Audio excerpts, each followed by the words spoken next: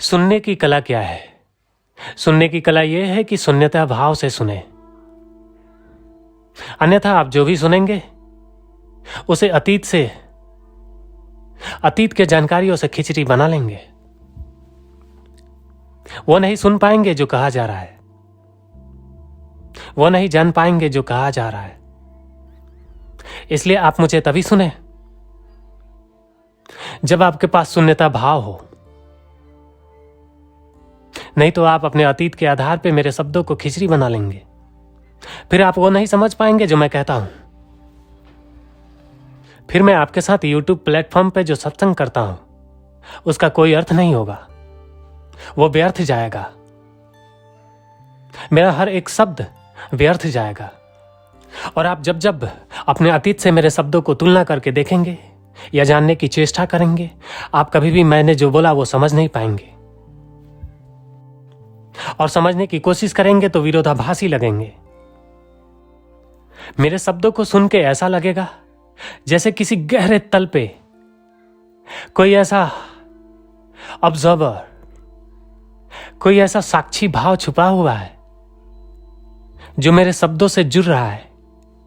लेकिन जैसे ही आप मेरे शब्दों को तुलना करेंगे अतीत से, मेरे शब्द आपके लिए विरोधाभासी हो जाएंगे। फिर मेरे सत्य शब्द आपके अतीत के सभी झूठी जानकारियों के घर को गिराने लगेगा। आपको मेरा सत्य वचन दुख देगा और आप जो भी जानते हैं आपको लगता है कि वो जानकारी आपको इज्जत देता है, आपके सर को ऊंचा रखता है। आपका विचार ये कभी नहीं चाहेगा कि आपका झूठा घर बर्बाद हो। विचार के उस झूठे घर पे हमला होते ही विचार आपको यह संदेश देता है कि उस झूठे घर के बिना आपका प्रतिष्ठा नहीं, उस झूठे घर के बिना आपके पास कोई इज्जत नहीं।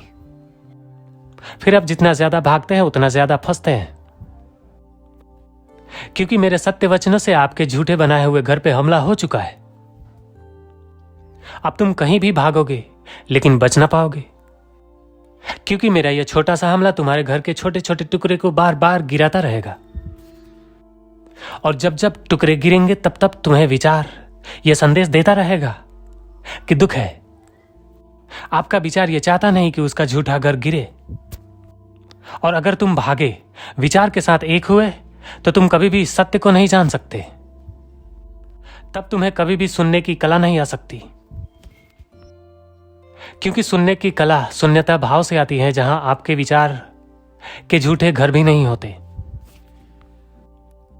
इसलिए अगर तुमने कभी भी उस विचार के झूठे घर यानी जानकारी के आधार पे कुछ भी सुना, तो तुम वो कभी नहीं सुन पाओगे जो कहा जा रहा है। फिर तुम्हारा सत्संग में होना व्यर्थ जाएगा। जानकारी अतीत है, जानकारी विचार पैदा करता है।